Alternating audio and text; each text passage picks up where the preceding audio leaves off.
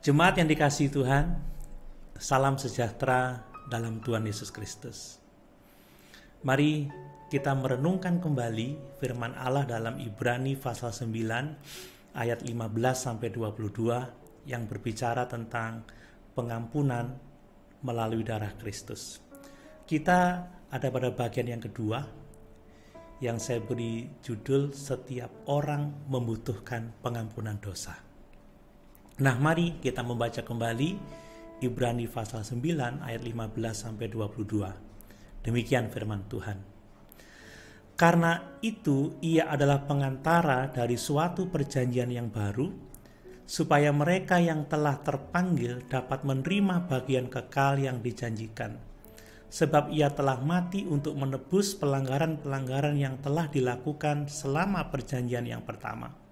Sebab di mana ada wasiat, di situ harus diberitahukan tentang kematian pembuat wasiat itu. Karena suatu wasiat barulah sah kalau pembuat wasiat itu telah mati. Sebab ia tidak berlaku selama pembuat wasiat itu masih hidup. Itulah sebabnya maka perjanjian yang pertama tidak disahkan tanpa darah. Sebab sesudah Musa memberitahukan semua perintah hukum Taurat kepada seluruh umat, ia mengambil darah anak lembu dan darah domba jantan serta air dan bulu merah dan hisop, lalu memerciki kitab itu sendiri dan seluruh umat sambil berkata, "Inilah darah perjanjian yang ditetapkan Allah bagi kamu." Dan juga kemah dan semua alat untuk ibadah dipercikinya secara demikian dengan darah. Dan hampir segala sesuatu disucikan menurut hukum Taurat dengan darah, dan tanpa penumpahan darah tidak ada pengampunan. Jemaat yang dikasihi Tuhan, kita harus berpegang teguh pada kebenaran bahwa pengampunan dosa hanya datang melalui darah Kristus. Nah, pada bagian kedua ini kita akan merenungkan bahwa setiap orang membutuhkan pengampunan dosa karena dosa telah memisahkan kita dari Tuhan. Alkitab dengan tegas menyatakan bahwa semua orang telah berbuat dosa dan kehilangan kemuliaan Allah. Dan bahwa upah dosa adalah maut, tetapi karunia Allah adalah hidup kekal di dalam Yesus Kristus Tuhan kita. Tetapi sungguh sangat disayangkan bahwa orang-orang berdosa biasanya menyangkal kebutuhan mereka akan pengampunan Tuhan dengan cara mengurangi derajat kekudusan dan keadilan Tuhan dengan menambahkan atau meningkatkan kebaikan atau pahala mereka sendiri. Mereka salah berpikir dan berkata, sesungguhnya Tuhan itu kasih dan Tuhan yang pengasih tidak akan mengirim orang baik seperti saya ke neraka. Tetapi Alkitab dengan jelas menyatakan bahwa Tuhan itu mutlak kudus dan adil. Dia akan menghukum semua dosa. Kasih-Nya tidak berarti bahwa Dia mengesampingkan kekudusannya atau keadilannya. Alkitab juga menjelaskan dengan sangat tegas bahwa kita jauh lebih berdosa di hadapan Tuhan daripada yang pernah kita bayangkan. Kita dilahirkan terasing dari Tuhan karena kesalahan Adam, karena dosa Adam diperhitungkan kepada kita. Dan pada kenyataannya kita dengan cepat menambahkan dosa kita sendiri ke dalam dosa Adam. Kita merasa bersalah karena melanggar standar kekudusan Tuhan, baik oleh perbuatan dan pikiran kita. Karena terasing dari Tuhan, kita membutuhkan perantara untuk mendamaikan kita dengannya. Yesus Kristus adalah satu-satunya perantara antara Tuhan dan manusia. Dia adalah perantara dari perjanjian baru.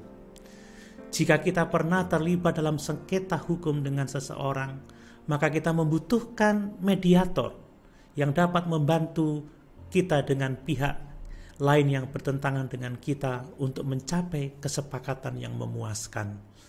Kristus tahu kekudusan mutlak Tuhan. Dia juga tahu hutang dosa manusia yang sangat besar. Dia menjadi manusia, hidup selaras sepenuhnya dengan standar kekudusan Tuhan. dan kemudian dia menawarkan dirinya sebagai harga penebusan yang dituntut keadilan Tuhan. Dengan melakukan itu, Yesus mendamaikan kita dengan Tuhan.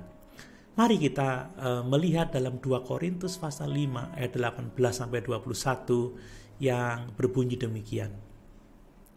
Dan semuanya ini dari Allah, yang dengan perantaraan Kristus telah mendamaikan kita dengan dirinya dan yang telah mempercayakan pelayanan pendamaian itu kepada kami. Sebab Allah mendamaikan dunia dengan dirinya oleh Kristus dengan tidak memperhitungkan pelanggaran mereka. Ia telah mempercayakan berita pendamaian itu kepada kami. Jadi kami ini adalah utusan-utusan Kristus, seakan-akan Allah menasihati kamu dengan perantaraan kami. Dalam nama Kristus kami meminta kepadamu, berilah dirimu didamaikan dengan Allah.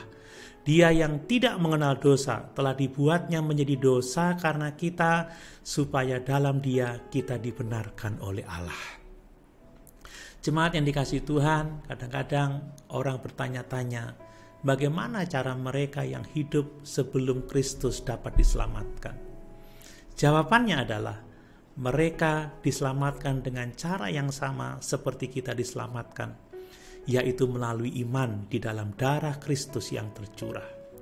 Korban-korban yang mereka persembahkan semuanya melambangkan atau menggambarkan pengorbanan Kristus yang akan mempersembahkan dirinya sebagai penggantinya.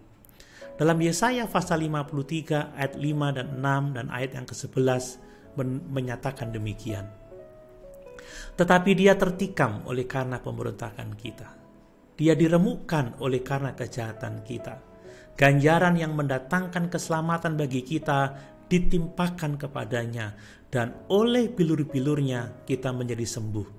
Kita sekalian sesat seperti domba, masing-masing kita mengambil jalannya sendiri, tetapi Tuhan telah menimpakan kepadanya kejahatan kita sekalian. Sesudah kesusahan jiwanya, ia akan melihat terang dan menjadi puas. Dan hambaku itu sebagai orang yang benar akan membenarkan banyak orang oleh hikmatnya, dan kejahatan mereka dia pikul. Jemaat yang dikasihi oleh Tuhan, jadi pengorbanan perjanjian lama itu menunda hukuman dosa sampai Kristus membayarnya di kayu salib. Keselamatan orang-orang kudus sebelum Kristus bisa dikatakan adalah hutang sampai Kristus membayar tagihannya. Dalam surat Roma pasal 3 ayat 23-36, Paulus menuliskan demikian. Karena semua orang telah berbuat dosa dan telah kehilangan kemuliaan Allah, dan oleh kasih karunia telah dibenarkan dengan cuma-cuma karena penebusan dalam Kristus Yesus. Kristus Yesus telah ditentukan Allah menjadi jalan pendamaian karena iman dalam darahnya. Hal ini dibuatnya untuk menunjukkan keadilannya, karena ia telah membiarkan dosa-dosa yang telah terjadi dahulu pada masa kesabarannya. Maksudnya ialah untuk menunjukkan keadilannya pada masa ini, supaya nyata bahwa ia benar dan juga membenarkan orang-orang yang percaya kepada Yesus. Jemaat yang dikasihi Tuhan, fakta bahwa setiap orang adalah orang berdosa yang membutuhkan pengampunan dari Tuhan, itu berarti bahwa kita, saudara dan saya, dapat menawarkan Injil kepada setiap orang dengan meyakini bahwa Injil adalah kekuatan Allah untuk menyelamatkan setiap orang yang percaya. Kita mungkin merasa terintimidasi, tidak nyaman, takut, karena orang-orang yang kita hadapi adalah orang-orang yang berpendidikan atau orang-orang yang cerdas. Mungkin mereka adalah orang-orang yang ahli dalam filsafat atau pengetahuan, yang berusaha untuk membuktikan bahwa Tuhan itu tidak ada. Tetapi sebagai orang percaya, kita tidak boleh merasa takut. Kenapa? Kita harus ingat bahwa orang-orang ini adalah orang berdosa yang akan mati dan berdiri di hadapan Tuhan yang kudus. Dia membutuhkan seorang pengantara untuk mendamaikan dia dengan Tuhan sebelum hari penghakiman itu. Yesus Kristus adalah satu-satunya perantara yang manusia butuhkan. Darahnya yang tercurah adalah harga penebusan bagi orang-orang berdosa yang percaya kepadanya. Haleluya. Tuhan Yesus memberkati.